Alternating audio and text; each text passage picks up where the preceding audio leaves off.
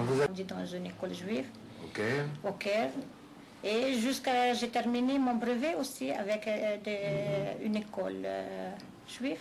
Et dans cette école, il y avait des rabbinites et des karaïtes. Oui, oui, oui. On était comme des sœurs, il n'y avait pas de problème là-bas du tout. Ils savaient que je suis une karaïte, mes amis ils venaient à la maison, je m'en vais chez eux. Lorsqu'il y a une différence de fête, je prends mon congé. La directrice, elle le connaît.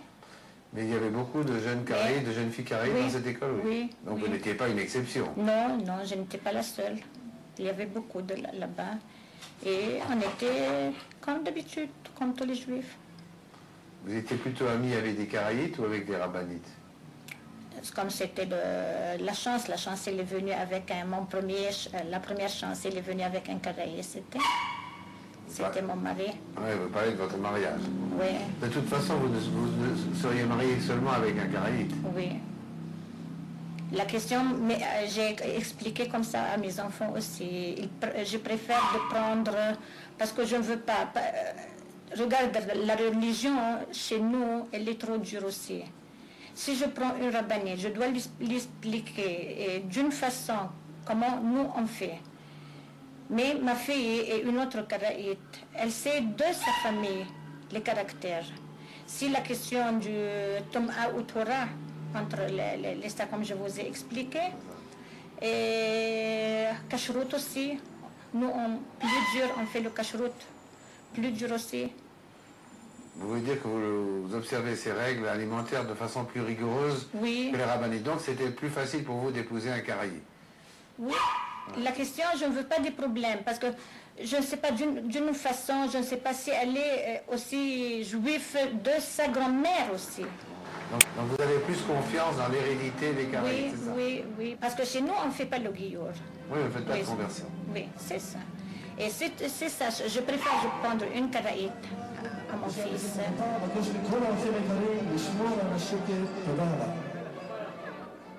Les affirmations de Madame Daba méritent sans doute quelques éclaircissements.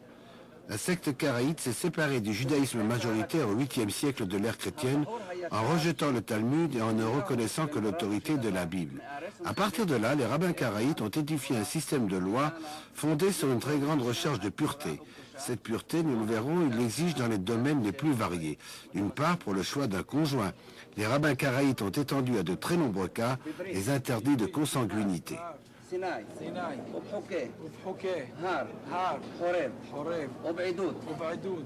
Voilà pourquoi Madame Daba voulait que son fils épousât, comme il le fait sous nos yeux, une karaïte.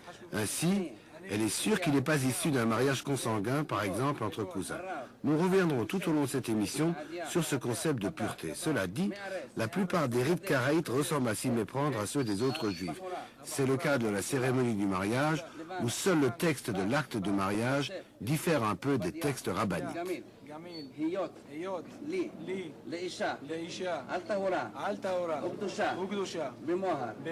Ce mariage a lieu à Jérusalem. Les Karaïtes ont en effet fui l'Égypte en 1956.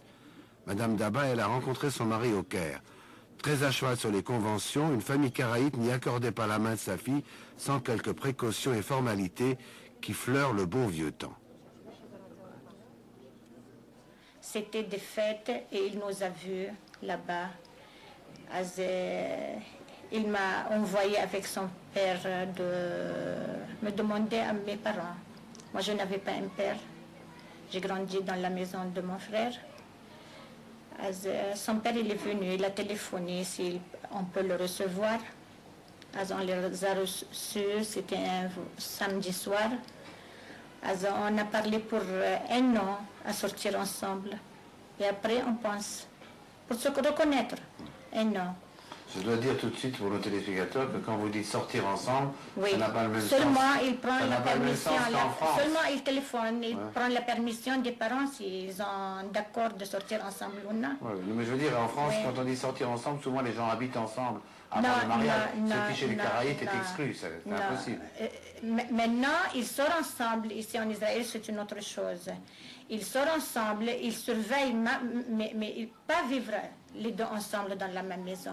Sans Kiddushim, on ne peut pas rester dans la même chambre. Sans kiddushim, on ne fait pas ça. Et vous observez ça, toutes les jeunes filles karaïtes observent ça très strictement. Religieux, qui sont religieux et non pas religieux, ils surveillent ça, de ne pas vivre dans une même maison sans Sheva Brachot. Donc vous deviez vous marier un an après, et puis il se trouve que la guerre entre Israël et l'Égypte a elle a accéléré votre mariage. On nous a chassés, on est restés 2 semaines ensemble, c'est tout. Au bout de 2 semaines, vous étiez... Dans 2 semaines, on s'est mariés. On nous a chassés. Dans 24 heures, on a quitté le Caire. On a pris le bateau et on est sorti. On était en France 1 mois et demi. Et puis on a pensé si on peut vivre en France, ou on continue à vivre en France, ou on retourne ici en Israël. Et à la fin, mon mari nous a dit, notre pays, c'est Israël. Pas la peine de dépenser le temps dans un autre pays. Notre pays, c'est Israël. On vient en Israël, on prépare les enfants, comme ça ils savent la vie israélienne. Il y avait aussi probablement des problèmes d'ordre religieux, parce qu'à Marseille, vous étiez à Marseille. Oui, c'est pour cela c'était dur. Il n'y avait pas de synagogue karaïte. Il n'y a pas ni de synagogue. Et le manger, on était dur qu'on mangeait aussi. On a apporté des fruits et des légumes, on a mangé tous les mois et demi. Rien que des fruits et des légumes. Et surtout, nous étions encore nouvellement mariés. On descendait à la ville, on achète des fruits, des légumes, et on est resté. Ni du fromage, on a confiance si c'est caché ou non. C'est de la viande, la question de viande. On servait rien que...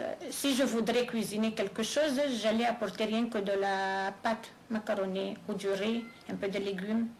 Je faisais ça, mais pas acheter de dehors et pas manger de dehors. La vie d'une femme rabbinite, il y a au moins un point sur lequel il y a de grandes différences, c'est que vous observez de façon très stricte les règles de pureté. Oui. Vous m'expliquez ce qui se passe et ce qui ne se passe pas pendant les règles de pureté, c'est-à-dire pendant le moment où une femme a ses règles. Oui. La femme, pendant ses règles, depuis qu'elle reçoit le premier jour, elle n'a pas le droit de toucher quelque chose. Premièrement, le lit, elle est dans un autre lit.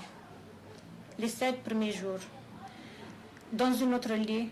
Et deuxièmement, elle ne rentre pas à la cuisine 7 jours. Ni elle cuisine, ni elle repasse, ni elle reste dans n'importe quelle chaise. C'est-à-dire elle a une chaise pour elle. Pour elle, et elle reste, elle ne touche pas le manger. Pour que lorsque le mari ou les enfants, après le service de bar mitzvah, il peut faire le kiddush sur quelque chose qui soit tellement pur. Mais la question, si elle attrape le linge, et le linge, il le porte pendant la Torah, le samedi, pendant la semaine, ils font la prière, ça c'est trop péché, c'est non. Donc vous ne touchez ni la nourriture, ni le linge. Et alors qu'est-ce qui se passe pendant cette semaine? C'est le mari qui fait la cuisine? C'est un congé pour elle. Pendant 100 ans, avant 100 ans, c'était les voisines, les femmes ne travaillaient pas. La voisine, elle aide une à l'autre. Aujourd'hui, le temps est autre chose. La femme, elle travaille, elle n'a pas le temps. Tant que la femme, elle travaille, le temps est moderne aussi plus. Il y a le frigidaire, elle peut avoir le temps, elle cuisine une quantité de manger, elle la garde au freezer. Et comme ça, elle est tranquille tous les 7 jours. Ils retournent du travail, ils peuvent chauffer et c'est tout. Elle est en congé les 7 jours. En général, en Europe, quand ce moment arrive, on ne peut pas dire que les femmes sont très contentes. J'ai l'impression que les femmes karaïtes, pour elles, c'est une véritable semaine de vacances. Et bien sûr, une semaine de vacances. Il y a maintenant, comme ça j'ai fait expliquer à mes enfants, à peine qu'ils ont arrivé le temps du bar mitzvah, le rabbin leur avait expliqué, il ne faut pas toucher maman, parce que c'est comme ça, parce que vous venez à la synagogue. Et surtout, les parents aussi, ils ont expliqué aux gosses. Et comme ça, ils ont grandi, ils savent que c'est une maman en congé. Chacun, il fait son travail à la maison. Une, elle fait le vaisselle, une, elle fait à repasser. On donne une semaine congé à maman. Et les enfants trouvent